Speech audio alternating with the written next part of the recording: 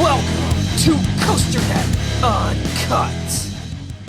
Hello, ladies and gentlemen, and welcome to another episode of COASTER-net Uncut, where every week we will give you our uncut opinions on a specific topic in the roller coaster, theme park, thrill ride industry. I'm Danny Miller from Rochester, New York, and as always is Andy Rabarczyk from Chicago, Illinois. How you doing tonight, Andy? Hello, how's it going this evening? Another special topic, I assume? Another special topic, as always. We always have those very special topics on this show. We are dressed for the occasion tonight here. You've got your Iron Rattler shirt on, and I've got one of my very special airbrush t-shirts on. The new Texas Giant.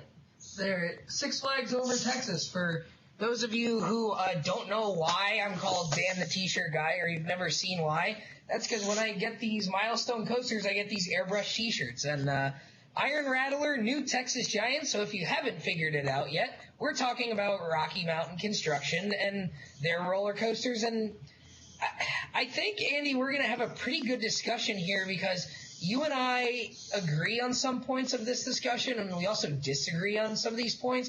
And we've got some comments from some of our viewers and listeners, Facebook, Twitter, the Coaster Consortium, COASTER-net, the forums. We've got all kinds of good stuff tonight. So, we're going to be talking about Rocky Mountain Construction tonight. So it should be a good topic. Well, I'm kind of excited. I'm one of the few that people like to talk about their track records. I'm one of those guys that has all four of the American RMCs underneath my belt. That's going to end pretty soon coming up next season when New England and California get their new ones. But right now I've been on all four American coasters. Obviously, neither of us, as we've said before, have been to Six Flags Mexico. And a lot of people say that's the best of the bunch. So I think we should start off by looking at the four RMC coasters that have already been done and maybe give our opinions on those. So why don't we do it chronologically, because it makes sense. Chronologically, I think, tonight. Yeah, that probably makes the most sense. So, of course, we're going to start with mine over here, the new Texas Giant. And I think that kind of was a new thing for the amusement industry. Everybody, when that happened, it was Six Flags, their biggest investment on a ride rehab. I think it was in the neighborhood of $10 million to rehab a ride, and some people were like, this is going to be great, breathing new life into the Texas Giant. And then other people were like, why are they spending so much money on this old, crappy ride? I know.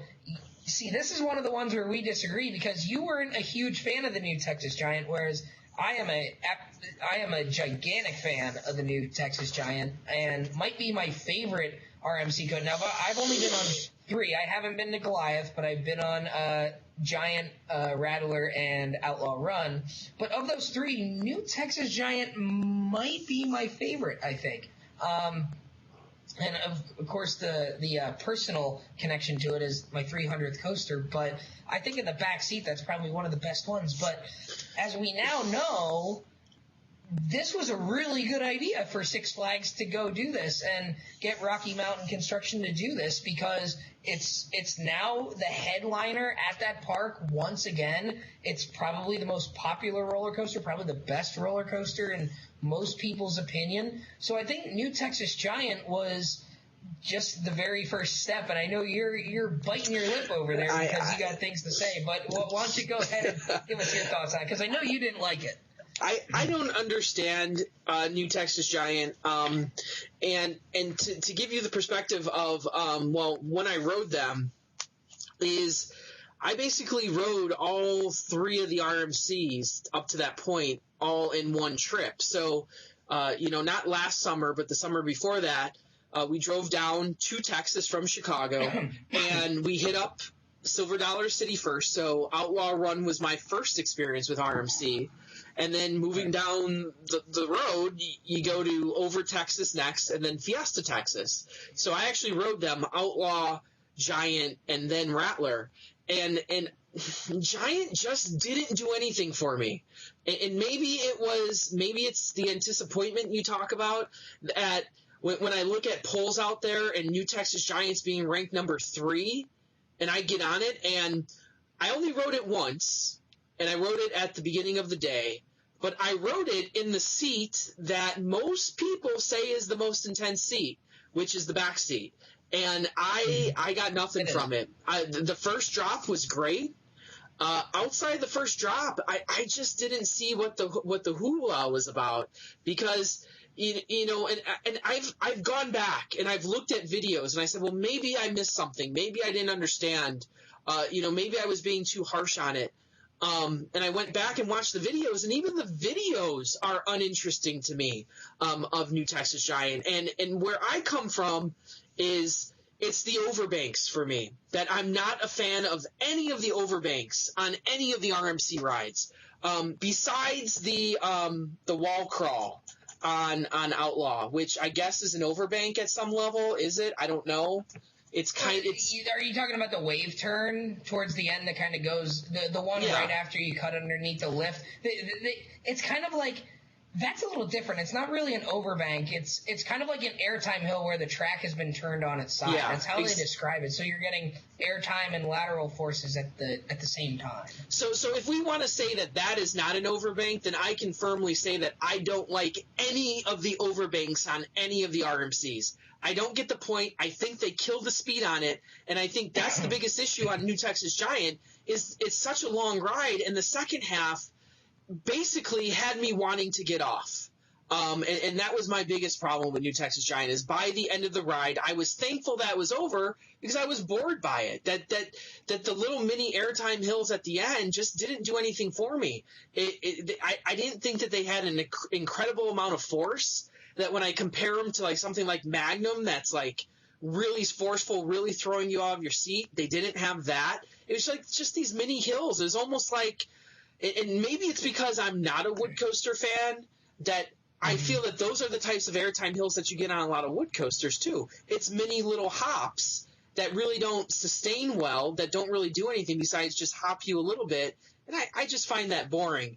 But then, you know, I compare it to Rattler, and on Rattler, I sat in the back seat at the first time I rode it, and I kind of had a similar experience, that the back seat for me didn't do anything. But then when I rode Rattler in the second seat, that's when my world changed, because the ejector air on Rattler going into the canyon on the second big drop was just amazing. And then going through the cave and through everything, and even the first drop was crazy. And so maybe I'll be honest, I didn't get New Texas Giant. I do not understand why people have it ranked so highly. I don't think it's a complete coaster, and I really believe that it was RMC's first attempt, and to think that you get it perfect on your first attempt is kind of silly in my mind.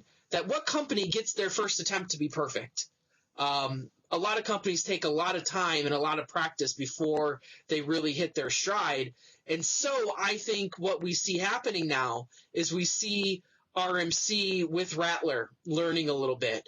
Then they build something like Goliath. They learn some more. And now I think with Medusa and Cyclone and to some extent Twisted Colossus, that now we're going to start seeing what RMC can do.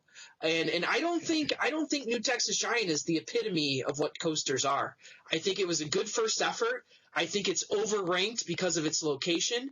And no offense to the Texas people out there, but I think the Texas people overrank Texas Giant because of how at some level how loved the ride used to be, how bad it had become, and how much they increased its rideability and fun. And I think people love it. How much better it is now. Exactly. I think people rank it because of that too. And I think it's overranked because of, you know, it was a loved ride back in the day. It had fallen into disrepair, and now it's back to being, I'm not going to say it's a bad ride. It's a decent ride. I don't think it's anything super special, personally, for New Texas Giant.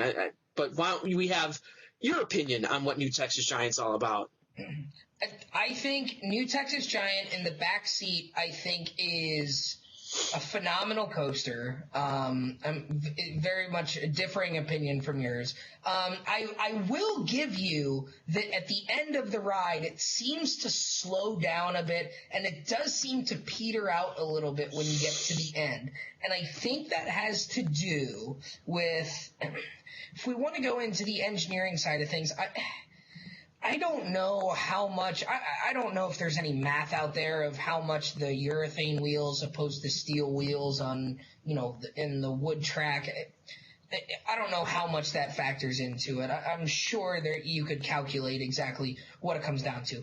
But the new Texas Giant track is shorter than the original. And I think the layout they had to work with, they follow the topography. The vertical topography is different. But from a bird's eye view, it follows the same general path. It doesn't do a double helix around the lift hill anymore. It just goes underneath it. And I think the problem with why New Texas Giant peters out just a little bit at the end when it's going through the tunnels is I think they dropped down to the ground too quickly. On the original Texas Giant, the loop around the lift hills, the helices around the lift hill are elevated, much like how Mean Streak is.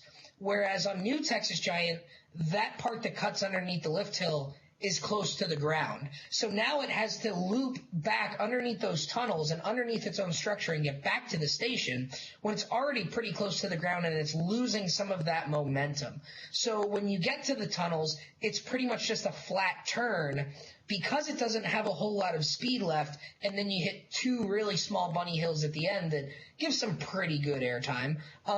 But from the point where you go underneath the lift hill to where you get to those last few small bunny hills, you're lower to the ground than the original version was, and you're still probably going about the same speed or so. So you get a small portion of the ride where it seems like it's losing some momentum. And I think if there's one critique for me on Texas Giant, it is that part. Now, the nice thing about that is you do have the tunnels, and I don't know about when you were riding it, but the tunnels had some really cool LED light patterns going on in there. Some are under the track, some are on the side. I don't know if they were working when you were, but it kind of helps, I guess, make up for the fact that the track itself isn't doing a whole lot in that small area there. But overall, I think New Texas Giant is a fantastic ride. And I mean, I know we were going to do chronological here, but you kind of mentioned Iron Rattler a little bit. Why don't we compare those two since, they're pretty comparable, and then we'll do the two wooden ones. Well, and for me, for Rattler, I think it has a great first drop. I don't like at all the once again the overbanks on the top of the canyon. I don't think that I think they slow the ride down too much. And they just don't do anything for me. For me, it's not exciting to go, horizontal or vertical or whatever, on these overbanks. And I just don't get it. But then you have, I think, the greatest element on it, especially in the second or third seat on the ride, is that drop back into the canyon to finish it out, and then going through the cave. When you speak of the LEDs, not only do you have the LEDs, you got the fog, and it screws with your senses, because it's usually in Texas it's really bright, so you go into that cave, it's real dark, you got the flashing lights, and you come out, and it's hard to see again. Rattler for me right now is ranked 4. Maybe, right, I've always said Rattler very high.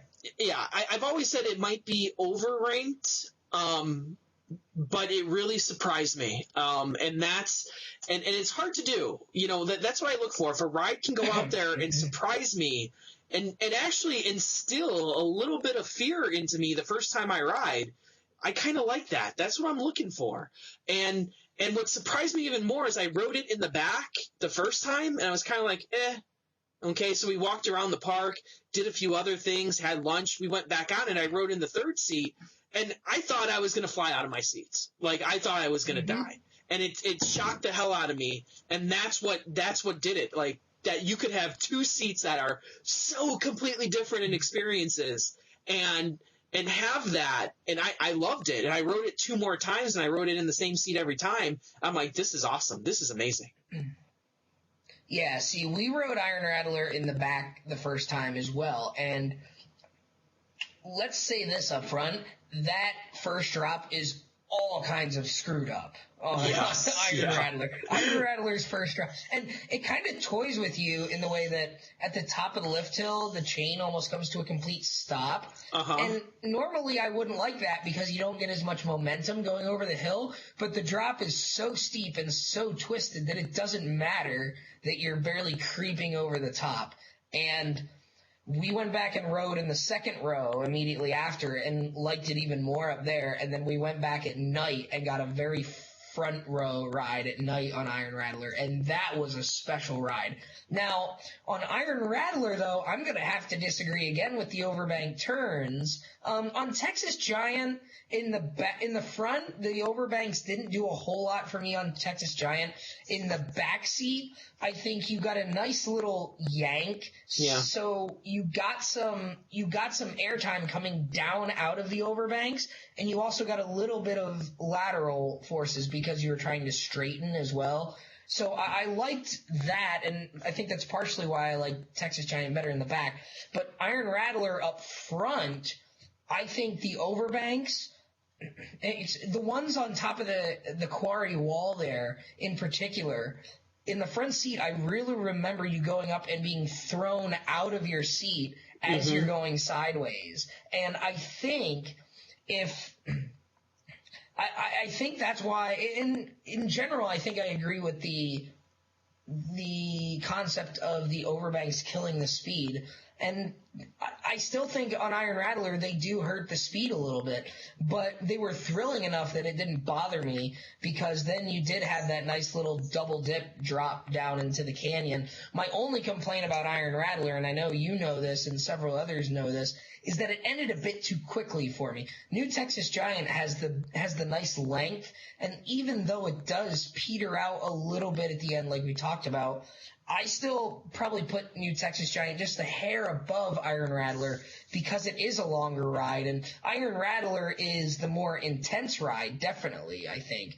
New Texas Giant has the length, and I think if you combine the two, you get something really special, and most people who have ridden Medusa Steel Coaster are saying it's the intensity of Iron Rattler with closer to the length of Texas Giant. And that's one that, I mean, we can talk about that one a little bit. We have it up here. I have it up here on our whiteboard for the ones we're going to talk about. But in general, I think because we haven't been there, we have to go off what other people are saying. And other people are saying it's better than both of those two. And then it's really a combination of the two. It's the intensity and the relentlessness of, of Iron Rattler, but the length of New Texas Giant. And I think if you had a love child between the two, I mean, that's the ticket right there. Well, a few things. Well, one, I want to speak to your point of the length and hitting the brakes. I hear a lot of people say this. I hear a lot of people say, I don't like it when a roller coaster hits the brakes at like 60. Me, I love that. I love what I call the Wildcat stop. That anyone who rode Wildcat at Cedar Point knows that if you don't brace for your stop, you're going to get hurt real bad. And Millennium's the same way. It gives you that Wildcat type of stop. Rattler gives it to you. I love hitting the brakes at a fast speed because I know that my time on the ride has been fun from start to finish. That usually what I see happen is when you try to use up all the energy and not hit the brakes fast, that you're just throwing in elements just to slow the train down. And a lot of times those elements, kill the whole experience for me. That I want a ride that's thrilling from top to bottom. Sometimes you can find elements that work, that are still thrilling and still slow it down. I don't think New Texas Giant did that well. I think New Texas Giant was just throwing in stuff. Oh, let's add an airtime hill here. Oh, let's add a bunny hop here. I just thought it was pieced together. Whereas, a ride like Millennium, and I know we're getting back to steel coasters like I always do, Millennium is a complete coaster from top to bottom. That's why people rank it so high every year. It's a complete coaster from top to bottom. And there's no part in it that you're like, wow, I wish they would change that out for something else. In a perfect world, you might say that, but you're not saying, wow, this part's really boring. Let's change it out for something else. That doesn't happen on that ride. And like Iron Rattler, give me a good short ride that packs a punch, that leaves me wanting more and wanting to go back on to get a second ride versus having me say, okay, I've had enough. And that's how I felt with New Texas Giant. But Iron Rattler, and to speak to maybe the next one we're going to talk about, Outlaw Run, I felt like I wanted more on both those coasters. I felt like I didn't get enough. And I want to go back on, and it makes me want to go stand in line again. There was no way in hell I'd be walking off a New Texas Giant saying, hey, let's go back in line to go ride that again. I had enough. I had my 2 minutes, and maybe, when I look at it, I would ride Outlaw Run 8 times in a row for a total, ride time of, 8 to 12 minutes. I keep wanting more, but then Texas Giant, I got 2 minutes, and that's enough for me. My second point that I want to speak to is Medusa. And I find Medusa really interesting because you've been watching the videos. when I first watched the video, I'm like, Medusa, okay. It didn't like jump out at me and be like, hey, this is something that's really special. And now all of a sudden we got this group of people who went down there, over this summer and last summer, and there's a vocal group of people saying that Medusa is the real deal. And I don't know. I don't know. And I question it simply on the fact of a lot of these people also say they like Texas Giant, which I don't. Me, on the other hand, I think purely based on video, if I had to compare Medusa to Wicked Cyclone, I would take Cyclone. Because Cyclone looks like a legit real deal for me. It looks more like the Iron Rattler. And to me, it looks like they got rid of a lot of the stupid-ass overbank turns that I can't stand. So Wicked Cyclone might be my RMC, but I'm not so sure about Medusa. When I've seen plenty of video on it, and I'm not sold, but like I don't like judging rides before I actually ride them either sometimes. But with all we've talked about that before. with all the hubbub, I felt compelled to go watch the video, and I have. I've only watched it a few times, and I couldn't tell you exactly why because I try and forget so I can have a unique, surprising experience on the ride. But from what I watched, I'm kind of like, I don't know. We'll see. I don't know. What do you think? Well, I mean, I really want to ride Medusa just because so many people who like Texas Giant like I do say that Medusa is that much better. I mean, that's enough reason for me to want to go ride it. And the fact that I really enjoy both Iron Horses, that I've ridden, Giant and Rattler, riding both of them and liking both of them, both in my top 20 steel list out of over 300. That's pretty damn good, I think. And we're going to talk about Wicked Cyclone in a little bit after we talk about the existing wood coasters, but Wicked Cyclone looks like, looks like it could be every bit as good, if not a little bit better than some of the other ones that are already out there. Again, it's tough to judge. It's not open yet, but we're going to see. We're going to see. I'm really excited for that one. So do you have anything else to add about the Iron Horses, or should we get into the existing wooden coasters now? Yeah, let's move into that. Okay. I've kind of said a little bit on Outlaw already, so why don't we hear your thoughts? Right, we got your thoughts on that, so we kind of segue into that. Outlaw Run, I think I compare very much to my thoughts on Iron Rattler. Loved every second of it. Wished it was a little bit longer. And Outlaw Run is in my top 10 wooden coasters. I know you have it at number 2, I think, right? Oh, absolutely. On your list? Yeah, absolutely. I don't have it quite that high. I think I have it as number 9 on mine. and that sounds low. That's number 9 out of 89. What have you? You're like what? 60-some, 70-some, I think. 60, 68, somewhere around there. Somewhere. Okay. So I've been on a few more, and we both have Voyage as our number ones. And there's a couple rides that you haven't been on, there's a couple that you didn't quite like as much as I do. I am a Boulder Dash fan. You are not. I'm a Thunderhead fan. You are not. I'm a Ravine Flyer 2 fan. You are not. You mean the poor man's voyage is what I call it, located in Ohio? Oh, come on. Now. Oh, please. Ravine Flyer is the epitome of the poor man's voyage. Like, no, Ravine Flyer, yes. The poor man's voyage. I mean, it's smaller and it's shorter. It tries to be voyage on a budget. All right, so I guess we're gonna have to do a Gravity Group show before too long now, so I can right the ship there. We're both Shivering Timbers fans. Oh yeah. You like that one? I put Shivering Timbers slightly ahead of Outlaw Run, just again for its length and the fact that Shivering Timbers delivers airtime from start to finish. But in general, you have definite length issues. I don't know. You like them long. I like my It's roller coaster. uncut. It's uncut, baby.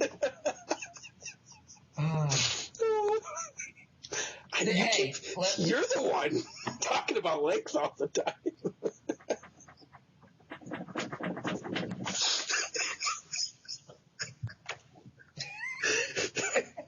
Holy hell. Well, this show's taking a turn. Evidently, Andy does not like riding long woodies. So with that, I figured you'd like that.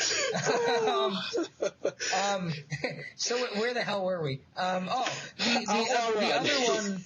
Yeah. Well, the other ride that I also have high on my list that you haven't ridden is Gold Striker.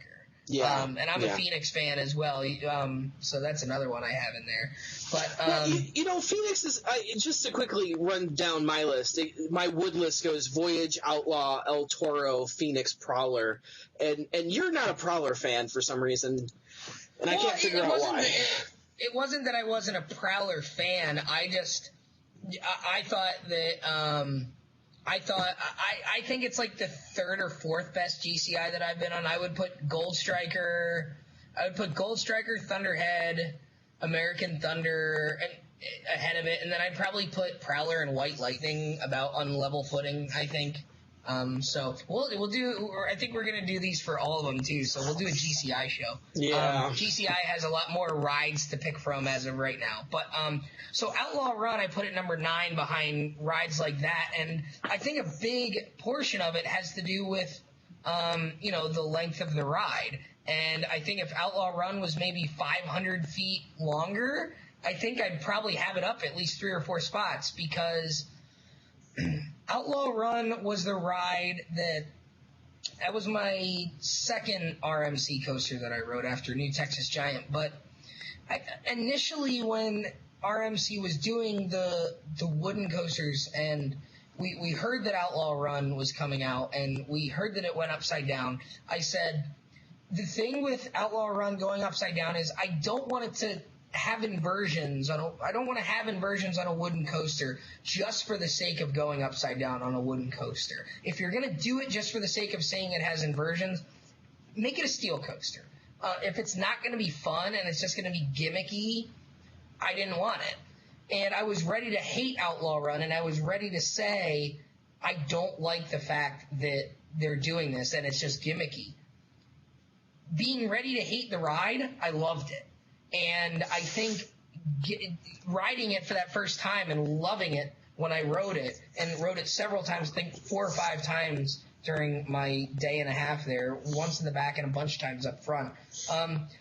I think it kind of put my mind at ease that, okay, Rocky Mountain isn't just – they're not going to just put inversions on these coasters for the sake of putting inversions on them. And we asked people our question, how far is too far?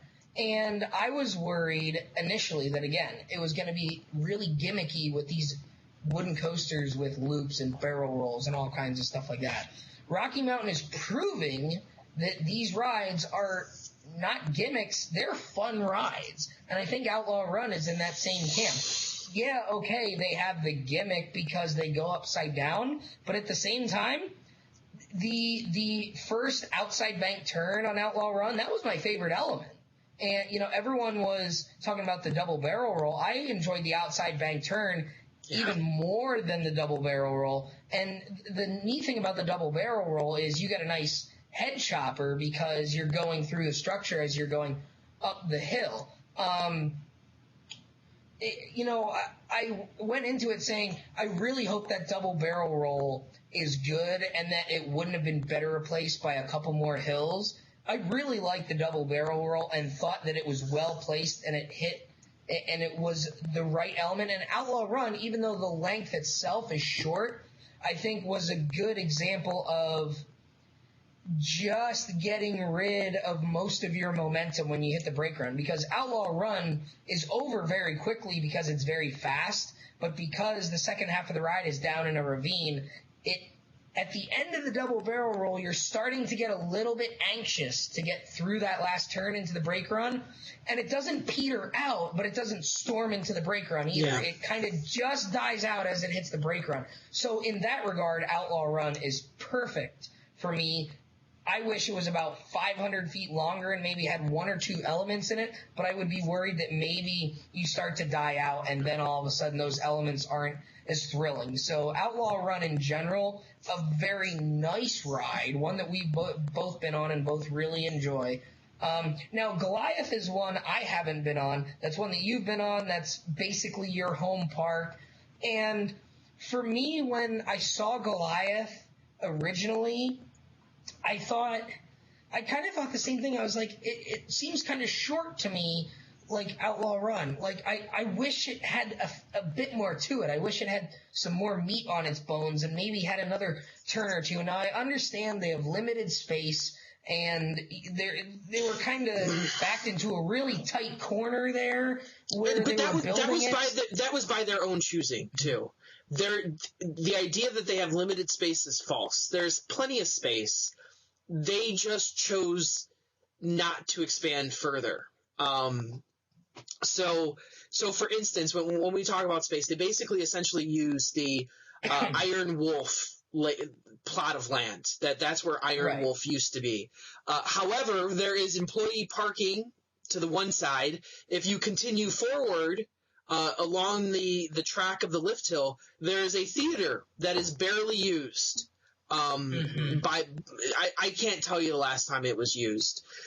So they chose not to use those areas. And they chose to build it.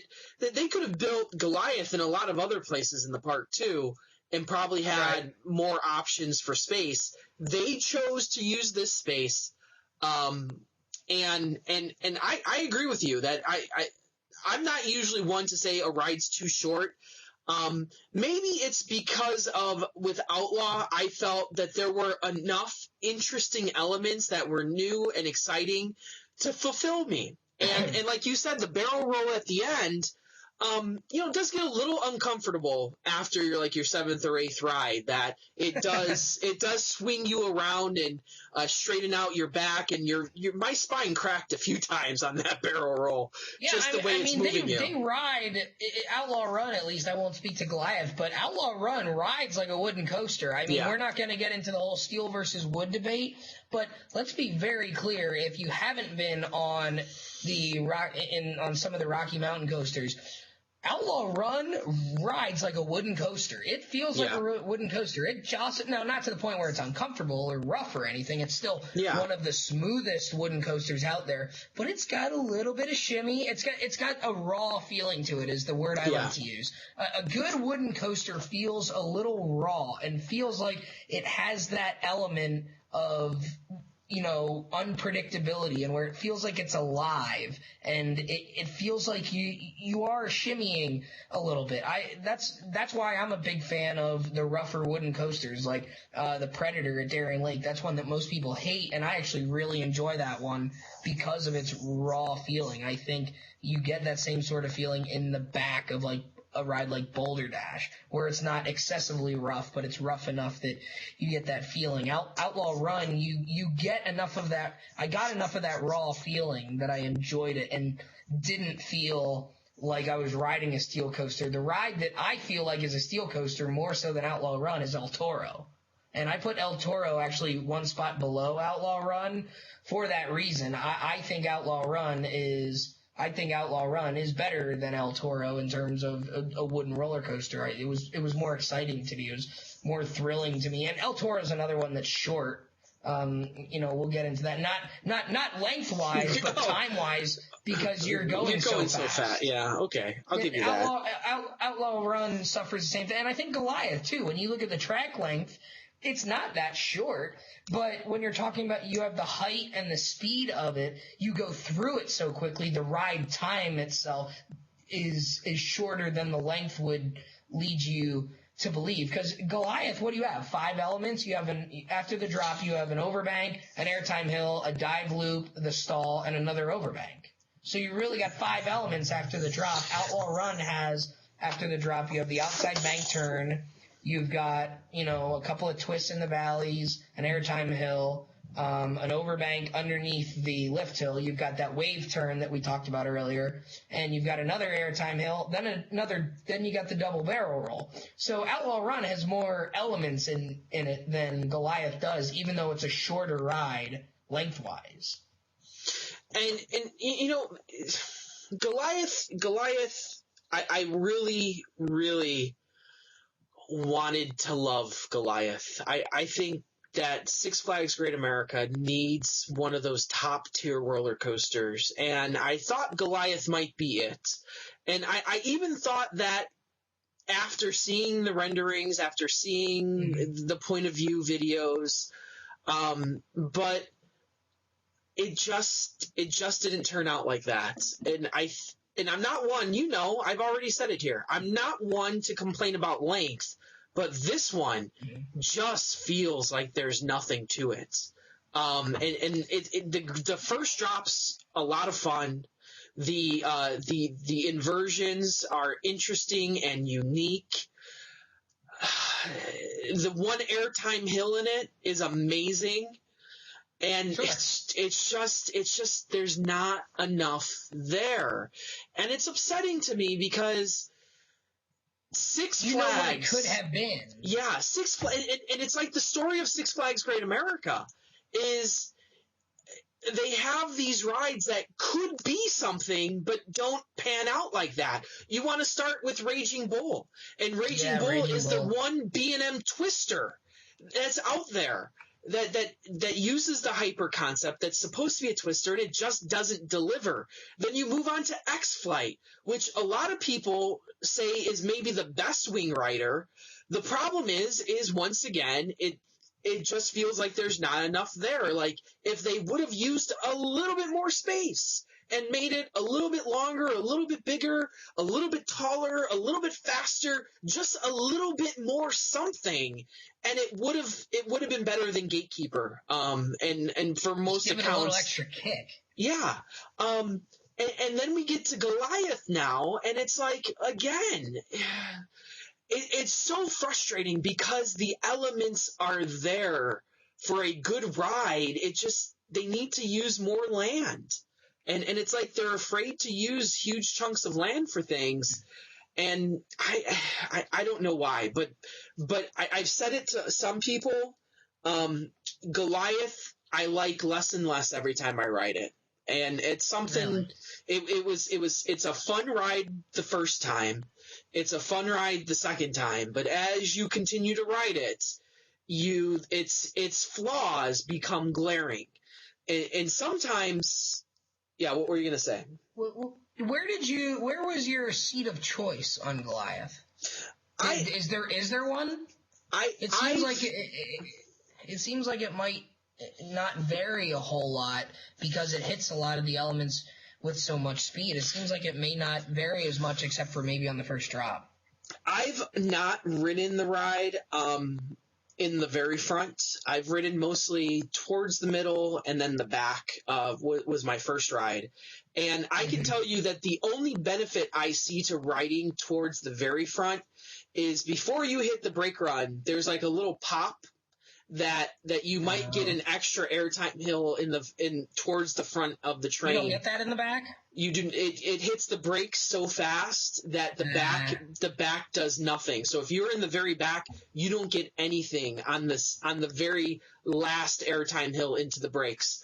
But the back, I think, is the better ride still, because I think the first drop is significantly lesser in the front.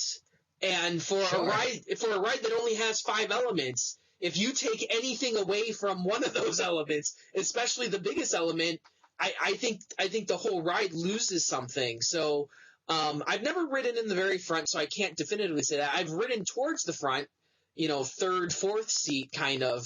And I'll tell you, I like the back a lot better on that ride. So you're trying to get a little. It sounds like you're trying to get a little bit extra out of that first drop, since there's not a whole lot of elements to come.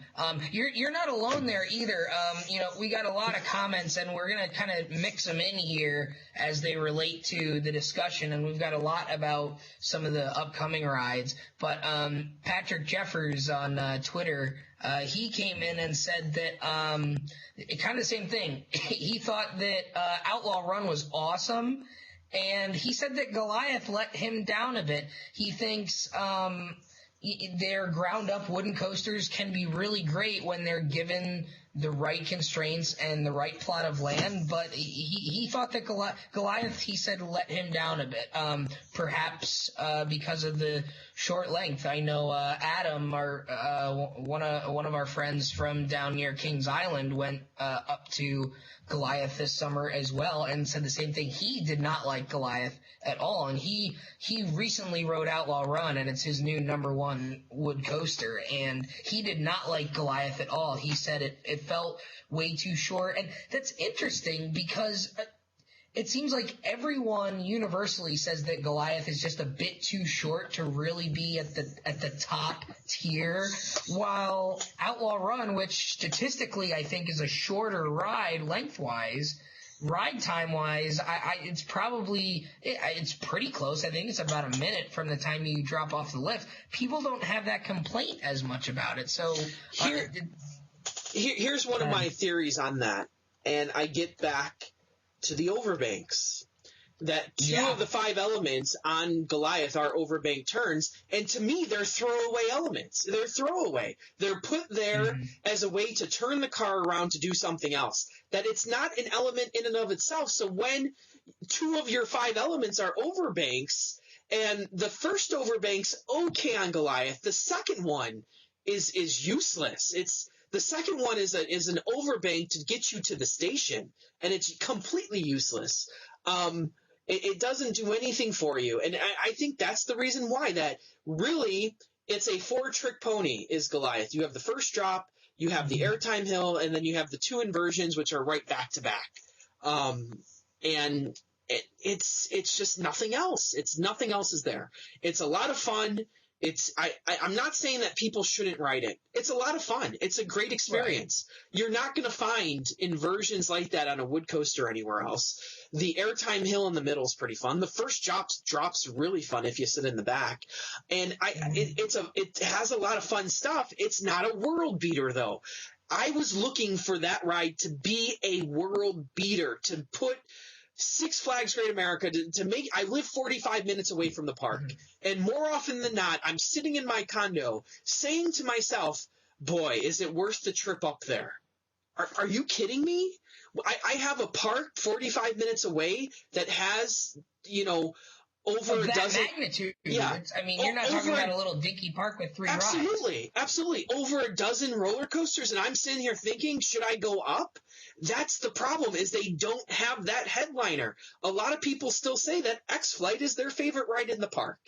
And even that one is still not to the point of what a lot of people think it could have been or should have been. Well, I raise my hand there, and then I have to stop to think because Well, you're a Viper I would actually fan. go back. Yeah, I'm a Viper fan. Now, did you like Goliath better than Viper though?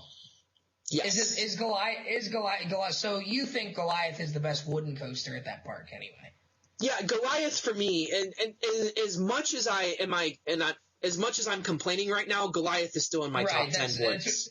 Okay. So I'm trying to get to that because, we seem to be complaining about it a lot, but in the grand scheme of things, generally the reviews are positive but it should be a little longer. And again, I'm looking up the stats here. Goliath, 3,100 feet long. Outlaw Run, 2,937. So Goliath is the longer ride statistically lengthwise, but the ride time is shorter. So it all comes down to that perception and less elements because they're larger. So, yeah. Take that for what it is. You got anything else on the wooden coaster front? Because if not, I think we got two more other things that probably won't take quite as long to talk about. So let's real quickly, we've discussed both of these in some detail over the course of some previous shows, but Twisted Colossus and Wicked Cyclone. Now, we were just talking about Goliath. Do you remember what I told you when you and I got on, and I believe we did our first show shortly after the Six Flags announcement, or I believe you and I were texting back and forth right after the Six Flags announcement. Do you remember what I told you as soon as I saw Wicked Cyclone? No, I don't. Actually. I said, and I told several people this, I said, Wicked Cyclone looks like what I think Goliath could have been.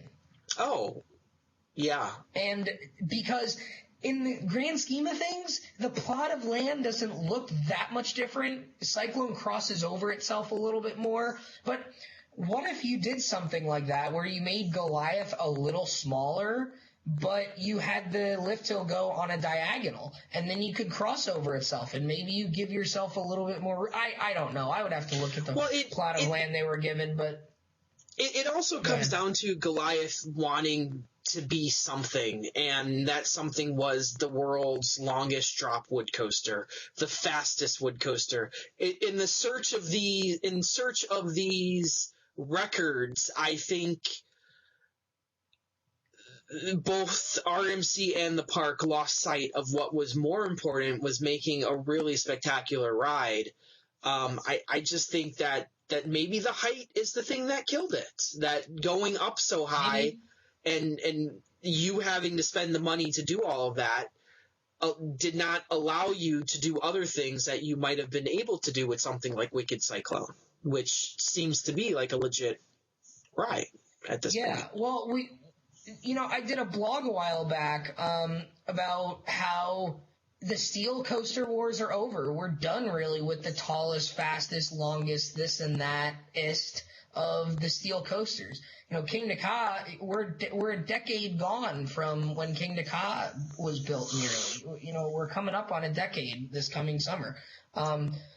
And it's still the tallest. It's the second fastest. We've seen one more built that broke the speed record, but not the height record. The longest coaster, Steel Dragon 2000 over there in Japan. That's been the longest coaster for well over a decade now. So we're not seeing it with the steel coasters anymore. And I wrote a blog about how I thought the wood coasters, we could see a little bit of the mini coaster wars, maybe not the magnitude we see with the steel coasters, because wood coasters aren't as popular as steel anymore. You go to a park with 15 coasters, they probably have 3 wood and 12 steel or something along. It's a 4-to-1, maybe even a 5-to-1 ratio at some of your parks, steel to wood. But I think with Rocky Mountain starting to be successful, we're starting to see a little bit of the gimmicky side of things with the inversions. And now, we talked about Switchback a little bit last week on the IAPA show, and how we're seeing a shuttle coaster. So we're seeing new stuff with the wood coasters.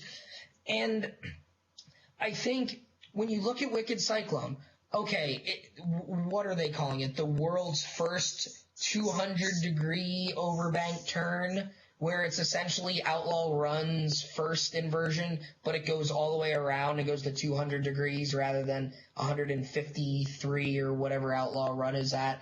I mean, if that's the only record it takes, but it's a better ride than any of the others, consider me a fan. And Wicked Cyclone, again, looks to me like what Goliath could have been if they would have added some more length to it and some more elements, but it's a little smaller. You have your first drop, it goes into an overbank, and then it goes into an airtime hill, and then it goes into this sort of dive loop sort of thing that, except on Cyclone, it stays high up off the ground, and then it does a double down. And you've got a couple inversions on Wicked Cyclone. Now it's going to be a steel coaster now. But at the end of the day, Wicked Cyclone, 14 airtime hills, I think that the video says, including one of those outside bank turns where you're kind of going over, but you're banked the wrong way. We're seeing that on Wicked Cyclone and Twisted Colossus and didn't see it on the first couple here. So Rocky Mountain is doing new things, and it's like, boy, it really would have been cool if Goliath would have had maybe one more loop on it and maybe had some of those elements in it. And maybe it has to do with them, running a different type of wheels. They're running urethane wheels on that as opposed to the steel wheels, right? So it's running smoother than Outlaw Run, which goes steel on steel, I think. Yeah. So, yeah, Goliath is running urethane. Yeah, and a lot of people are saying that it might be a reason to point to for why the ride is over so quickly, because the urethane wheels probably absorb a bit more energy than the steel wheels. They're softer, obviously.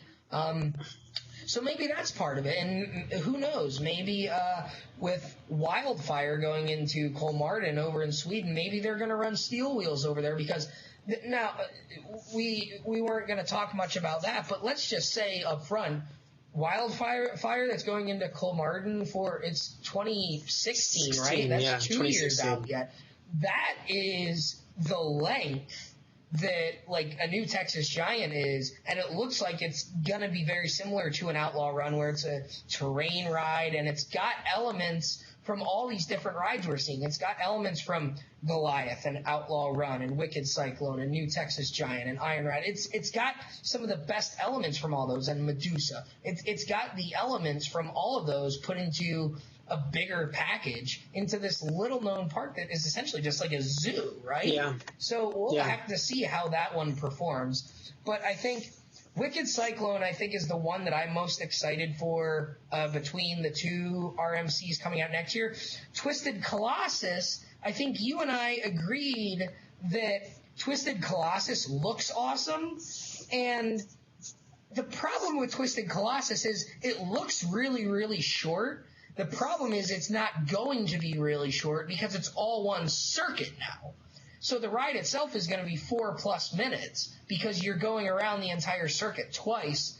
But I think until you actually ride it, just your brain tells you, oh, well, it's two different coasters, when it's not, because we're used to Colossus being two different coasters. So now all of a sudden it's like, oh, that ride is really short. They kind of cut the length in half. Well, they cut the length in half, but they connected the two tracks, so the ride itself is still almost 5,000 feet long. So I think that kind of cancels it out. So I think my biggest complaint about Twisted Colossus is I wish it was longer, like a Goliath or an Outlaw Run or an Iron Rattler. But I don't think I'm going to have that impression coming off the ride. Because it is going to be a long ride. Twisted Colossus is I'm still having a hard time wrapping my brain around that one and how it's going to actually ride. It looks like a strange coaster, isn't it? It's going to be a strange coaster. Oh yeah, it looks like it could be a lot of fun. It also looks like it could be a clunker that it could turn. So, well, right now I don't know. Like, what if going around the circuit twice is not enough? Like, what if going around the circuit once is like, oh, okay, it's fine. Now you gotta go around it all over again. It could be New Texas Giant. It could be New Texas Giant where you're like, I want to get off this ride. Well, but the problem with that logic is you get back up to your lift hill and you get to restore all that energy on your second time around. So it's going to be it's going to be interesting to see how that goes. And we talked about this before we went on the air about how RMC hasn't really done anything with out and backs yet. Twisted Colossus is an out and back. Yeah. So we're seeing that it can be done, but at the same time we're seeing how much different it's going to be. I mean, generally speaking, New Texas Giant and Iron Rattler are pretty similar to their original rides. Iron Rattler doesn't have the triple helix. Wicked Cyclone is going to follow pretty much the same path. The vertical path is going to be different, but at the same time, Twisted Colossus is going to vary so much from the original track.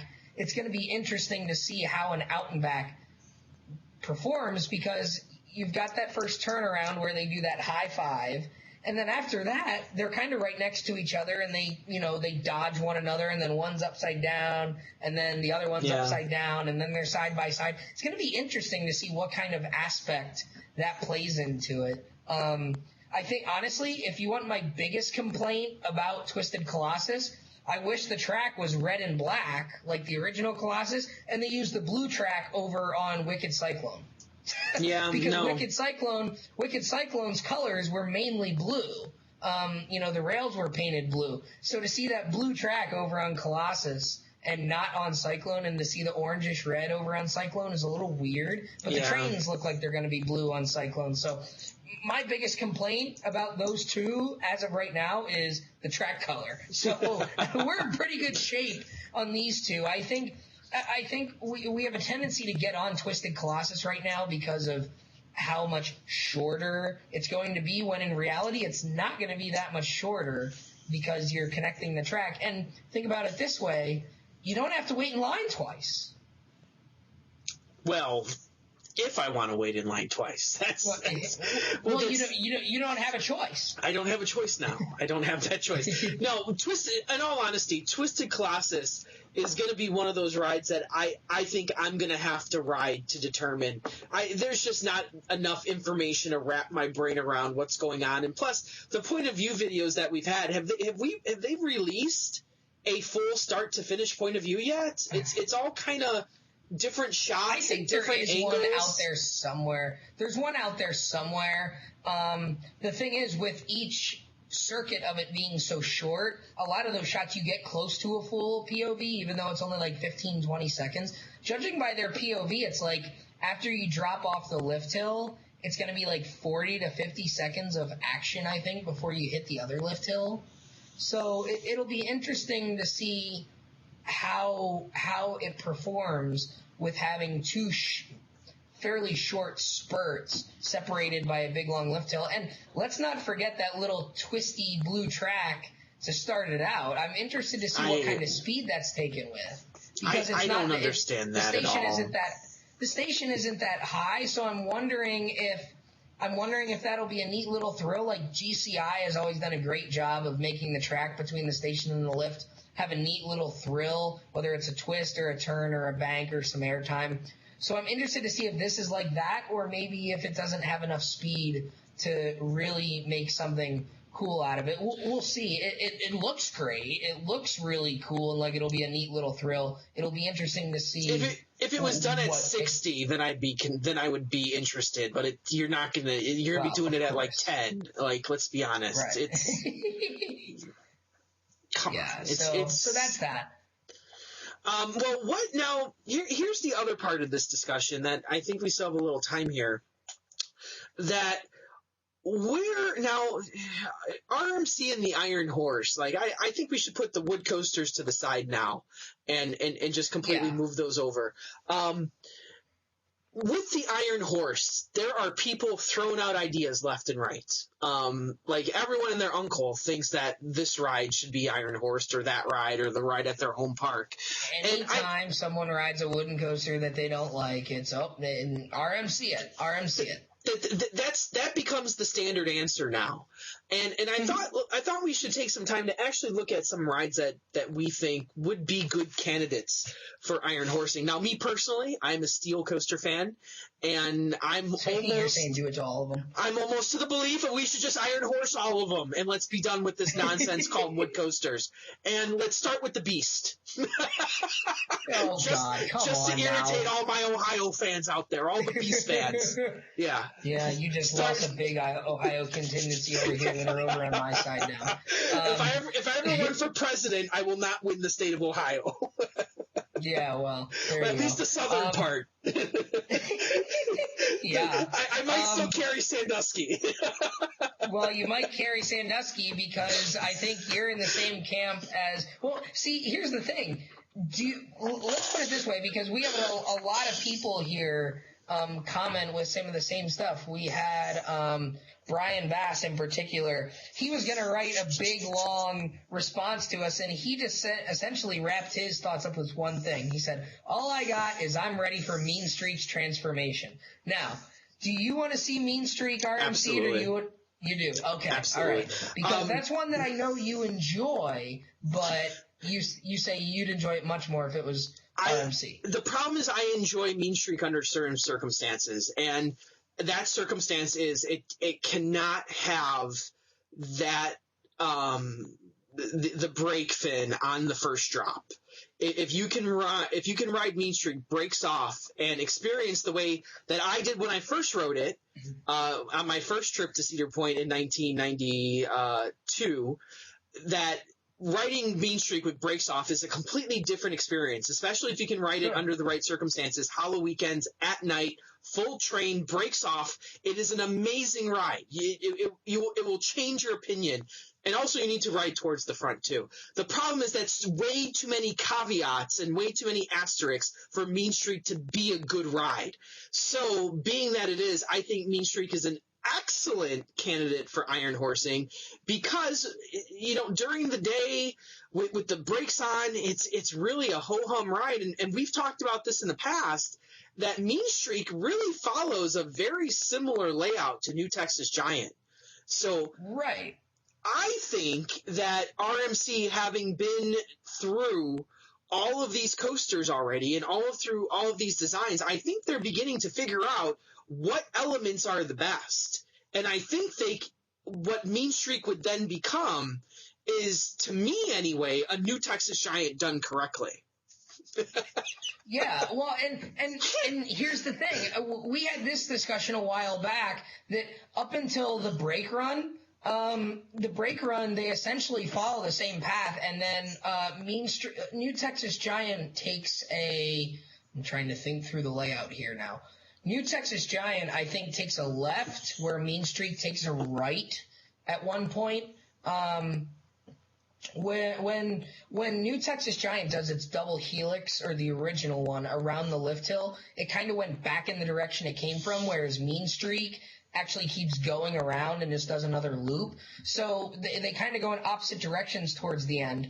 But Mean Streak is a little bit bigger, so maybe you don't lose quite as much momentum, so maybe you don't peter out a little bit like New Texas Giant did. Now, keep in mind, Mean Streak Station is a lot higher as well, so you will have to get back up there. Excuse me. So that'll be interesting to see if Mean Streak ends up happening. We had a couple people write in here. Mike, one of our guys who helps say, he actually just posted a blog, not tonight, by the time people are watching this, about a week ago, about when he met up with myself and some of our friends up at Canada's Wonderland. But he says he loves what they're doing with the conversions. And he says if a wooden coaster is on its way out, then he's all for giving it a makeover. But he doesn't want to forget about wooden coasters, just in general. He doesn't want to see the wood coaster die out. And I think a lot of people are in that same camp. We had our buddy Dwayne also wrote in, and he said that some rides should be made over, like Mean Streak. And he's kind of in the same camp that I am, where he thinks wood coasters in general need to have some of the nostalgia. And if you try and make wood coasters feel too much like steel, then there's no nostalgia in that, and it might as well be a steel coaster. But he's one that says Mean Streakum is the first one he mentioned that he thinks should be made over. And that's interesting. Patrick earlier mentioned Goliath and Outlaw Run.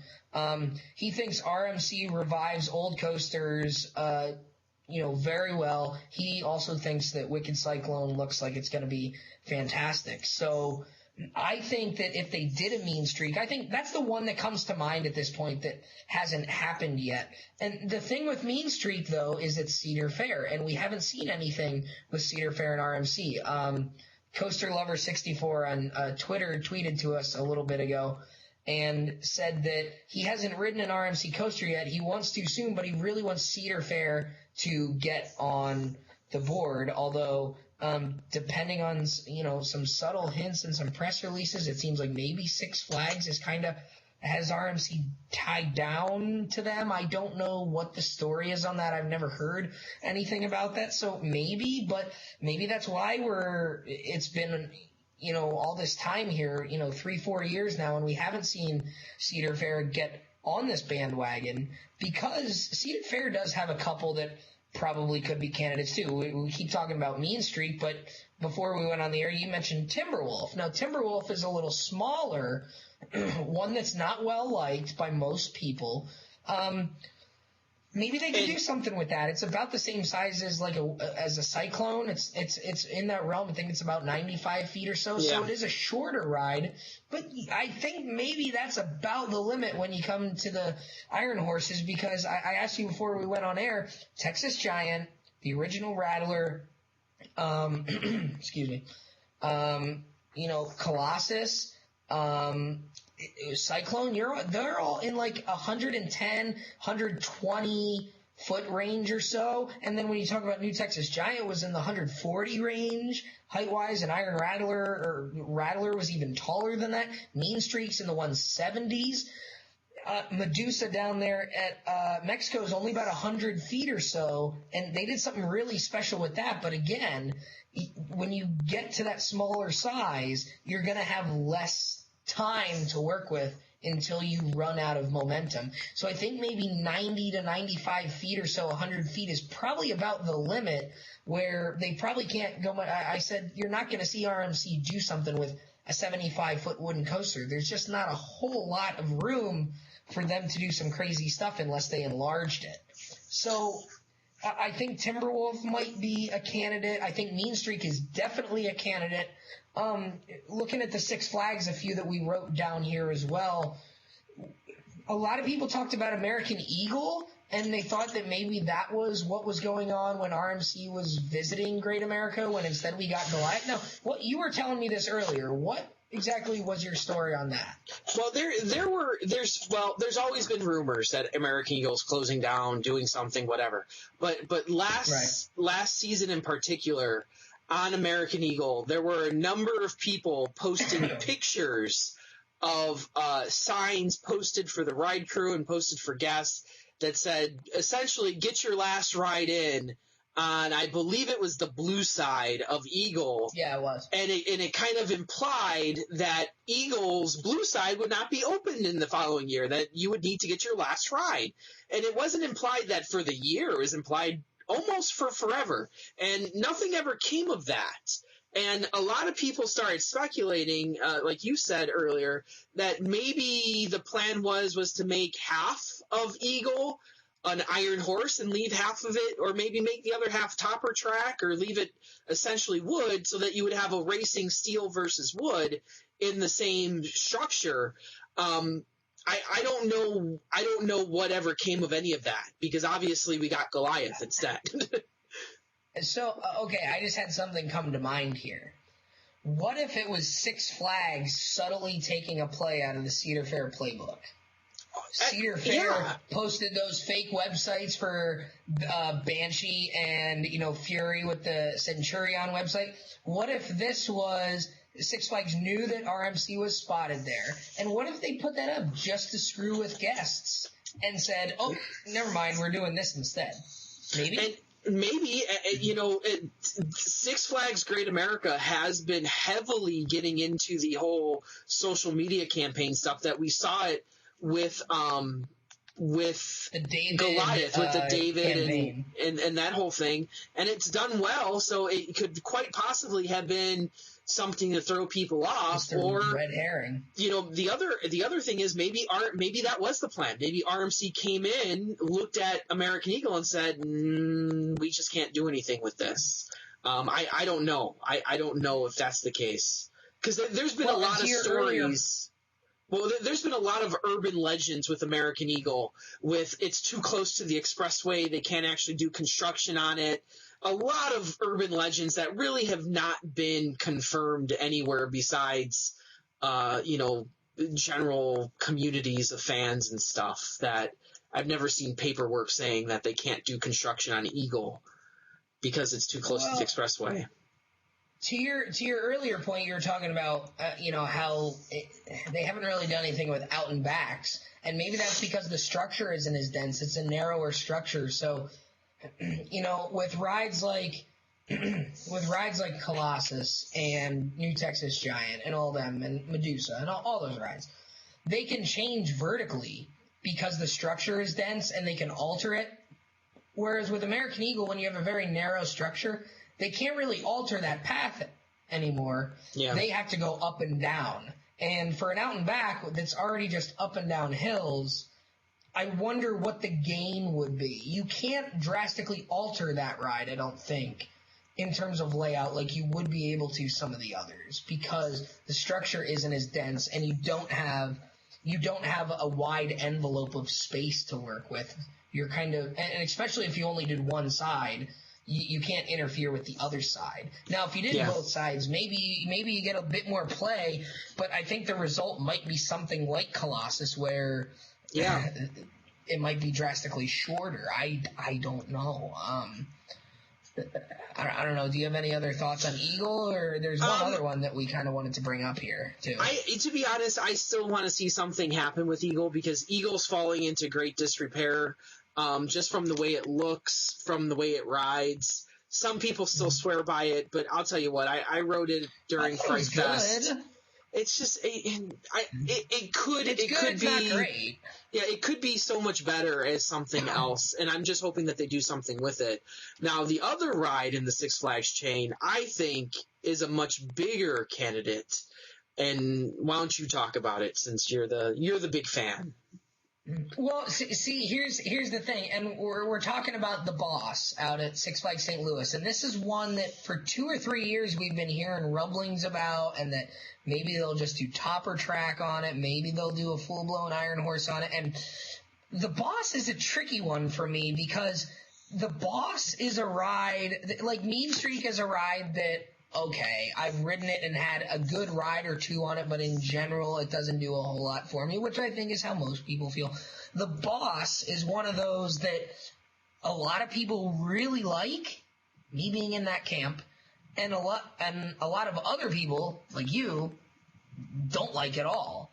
And I think it's tough, because I think Texas Giant, Rattler, Cyclone, even Colossus. I think Colossus and New Texas, or the original Texas Giant, I think you had a handful of diehard fans that still swore by it, but for the most part, people didn't like it. The Boss, I think, is one that enough people still like that, I don't know, maybe it's a little trickier. And the interesting thing with the Boss is it's essentially Medusa from Six Flags Mexico on a hillside, so that the drop is 150 feet instead of 100 feet.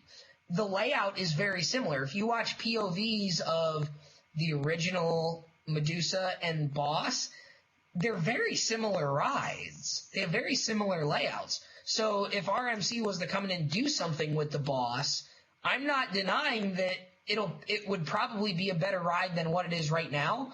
But again, it's kind of like I compared it to Ghost Rider. There are people that don't like Ghost Rider and say it's really rough. There's other people that really like Ghost Rider, and I know you and I are both people that like Ghost Rider. Is it hated by enough people that it should be done?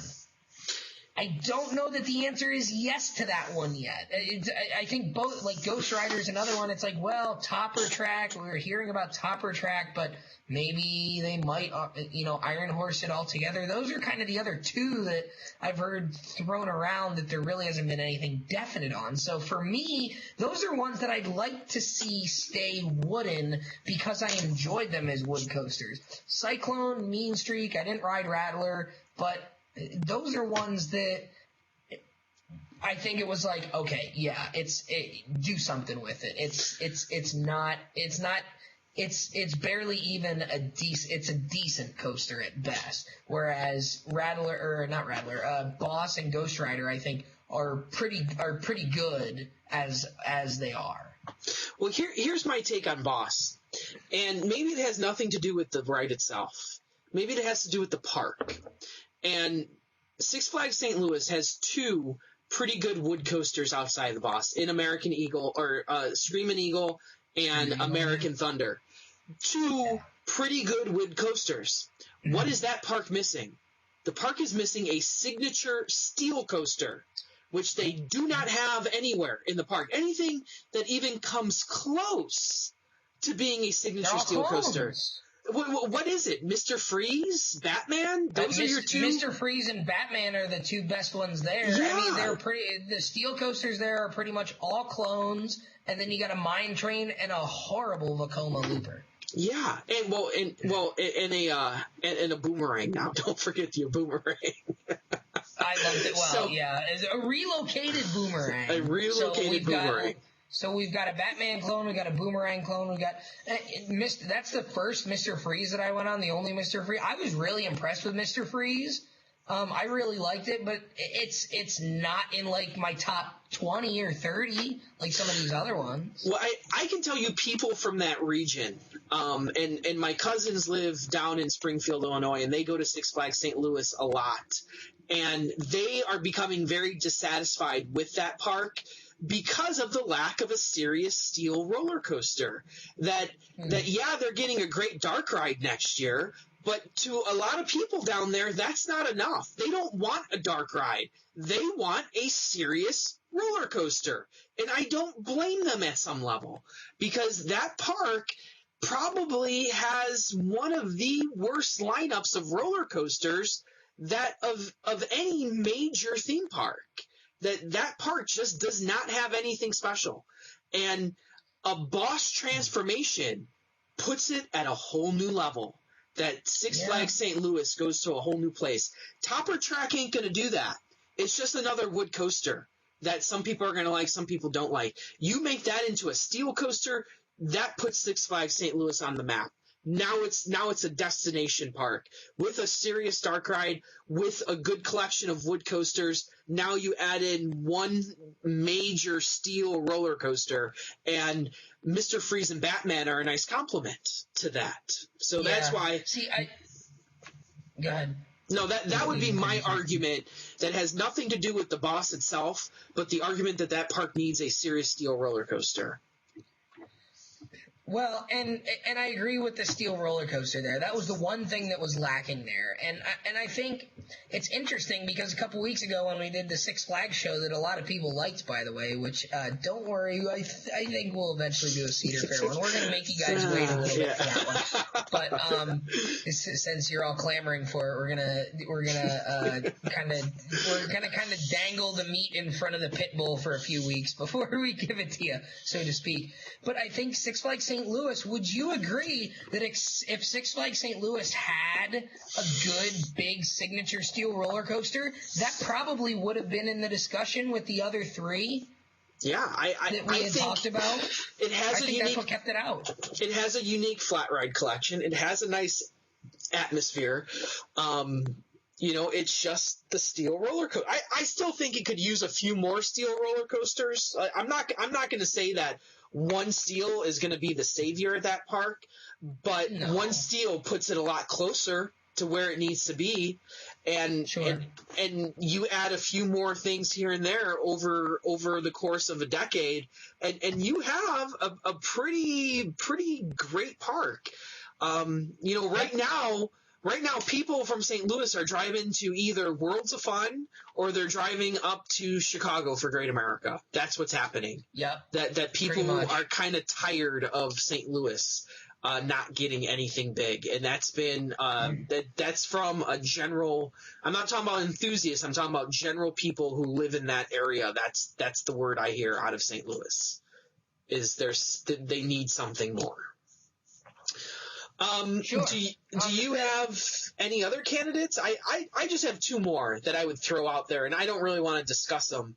Gwazi is one of those that I know you just rode Gwazi, and you thought it was still good. I thought it was horrendous when I rode it. Yeah, see, Gwazi is an interesting one because Gwazi is one that I did not like at all until this last trip, and I thought it was pretty decent. I hated it just about every other time. I had it in like my 60s out of 80-some, and I actually thought maybe it was just having a good day, but I thought Gwazi was running fairly decent. Last week, I'm looking at my wood coaster list here and seeing if there's any that really come to mind. I mean, see, I would say the two wooden coasters up at Canada's Wonderland are not very good. Mighty Canadian Mindbuster and Wild Beast. The problem is Mighty Canadian Mindbuster is an out and back that is pretty small. It's like 95 feet. Wild Beast is essentially a clone of the King's Dominion Grizzly. For those of you who haven't been there, to give you an idea of what that ride's like. But Timberwolf, that's one that you were mentioning. Oh boy, I mean, I'm really having a hard time coming up with other ones that are better than the ones we've come up. I mean, how about the older? Let's just say in general, maybe the older Great Coasters that originally had PTC trains that kind of got torn apart before they got Millennium Flyers, and Gwazi being one of those. I think Roar at Six Flags Discovery Kingdom wasn't great, but I mean, that's a pretty decent one. Wildcat at Hershey Park is another one that's been improved.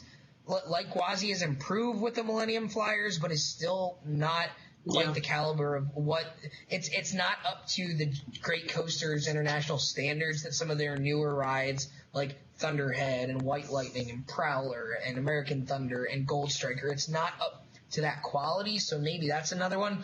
The other one that I'll just throw out quick here before I let you throw yours out there is Predator at Darien Lake. Now that's one that I enjoy, but we heard that Herschend really wanted to do a topper track treatment with that and redo it as the Lake Monster. And with Herschend kind of bowing out of Darien Lake, we're not going to get that now. At least it doesn't look like it. So I don't know. There's really not a whole lot. There's not a whole lot of them anymore that really jump out to me and say, absolutely, that's one that needs to be Iron Horse, except for maybe Mean Streak. I think that's the one that really sticks out. All the others I enjoy as wooden coasters enough that I'd be okay if they weren't done, but there's none that, like I said with the Boss, I enjoy the Boss, but I'm not going to say I wouldn't like it better if it was Iron Horse. There's really none on my list here that would be up for consideration that I would say, no, please don't do it. You know what I mean? And maybe I'm to the point of saying that, obviously there's some wooden coasters that just won't benefit from a Iron Horse treatment. It just won't. They're too small. They're too short. But I do think that a lot of rides would benefit from going completely topper track. And maybe not changing the layout at all, but just going completely topper track and making it a better ride experience. That the topper track just rides better. And I would not be opposed to see, and I know people have their opinions on topper track and whether or not it's wood or steel or whatever. I don't give a crap what people consider it. If it makes it a better ride, I am for it. I don't want to ride rides that are bad. And I don't want to have to waste my time on rides that are bad. And I think topper track might be the answer to a lot of those issues. And I know some rides have topper track pieces. I'd like to see rides topper track more than just pieces, and topper track large sections, if not entire tracks of topper track. Well, that's what they were going to do with Predator when they changed to Lake Monster. They were going to keep the lift hill and the station and the brake run, and then everything else was going to be redone with topper track. We were going to have like an X-Flight type drop over the lake is what I was told, like a wing over drop that went over the lake. Okay. Yeah, that's what we heard. And there were going to be inversions and whatnot, and it was essentially going to be rebuilt. They were basically going to iron horse it, but do it with topper track instead and keep it as a wood coaster. So even something like that I'm not opposed to. Now, again, it'd be hard to change the entire layout. I would have to think it would follow the same general path like what they do with the Iron Horse. But I don't know. You said you had two others. Gwazi's the only one. I think Gwazi, and then you mentioned one, and then American Eagle obviously would be the other non-obvious choice. But I think we're I think that's the story with RMC right there. To be honest with you, is that I think we have some clear candidates for Iron Horse. I think topper track should be utilized more to fix these old coasters as opposed to always going Iron Horse, Iron Horse, Iron Horse. And even with the Lake Predator thing that you talked, or the Lake Monster thing that you talked about, I don't think you even need to drastically change the layout on a lot of these things. No, it's a great layout. It's a great layout. It's one of the last Din and Summers coasters left, and it's chock full of airtime. It really gives a lot of airtime. It jackhammers pretty badly, but if you sit in the front row of Predator is, I think, a very good roller coaster. Now, a lot of people know that I have a very high pain tolerance on the wooden roller coasters. Yes, I like being thrown around. I like being beat up. I mean, the fact that I mildly enjoyed Gwazi will tell you how much of a pain tolerance I have. And if you're up from this area, Predator, the same way. And the fact that I like the Boss, I think that gives you an idea of, that I don't mind my wooden coasters beating me up a little bit. I didn't enjoy Son of Beast, though. That's the line. That's the line. The line was drawn in Son of Beast. But so there you go. I think Rocky Mountain is one of the fastest growing and the fastest emerging coaster companies right now in the industry. They're doing some phenomenal things, and I think they're showing signs of only getting better as they build more rides and kind of learn from some of their older ones. Yeah.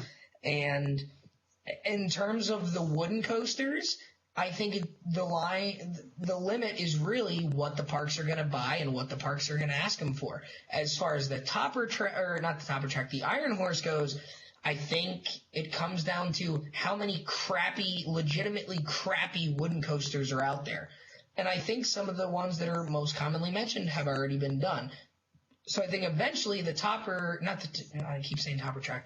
I think eventually the Iron Horse treatment is going to run its course, and there's not going to be a whole lot left out there to do it with, and then maybe we'll see them do more of solely the wooden coasters. And right now, the inversions on the wooden coasters are unique, that they're really special. I hope that we don't see every wooden coaster being built doing inversions. Now, that's one thing I've always said, because I want the Rocky Mountain coasters to stay as special as they are and to be as unique as they are. I don't want to see like cookie cutters all over the place now all of a sudden from Rocky Mountain, where all the rides have the same elements. And I think so far they've demonstrated that they can come up with new stuff so that all their rides are different, even though they're doing the same method. Well, as a final thought here for me, you speak of the Iron Horse running its course, and maybe that's why we see the Iron Horse being used on something like Batman at Fiesta, that Rocky Mountain has other plans for that style of track, and they realize that they can't Iron Horse everything, and so to stay relevant, they're going to need to use that track for other things. So maybe they have plans for it elsewhere too that we don't even know about. So and who's to say that Rocky Mountain can't eventually start doing steel coasters from the ground up? Absolutely. They have the technology. Why not? the ones they have right now that are the Iron Horse treatment are phenomenal. The wooden coasters are phenomenal. If you start building steel coasters that are every bit as good as the ones they have already, count me in. Count me in too. That'll be exciting. Well, as always, we thank you for joining us here on COASTER-net Uncut. And until next time, I am Andy Rabarchak from Chicago, Illinois. And Danny Miller from Rochester, New York. It's good to have everyone talking to us. Good to have everyone watching with us every week, as always. And as always, ride on, Ride Warriors.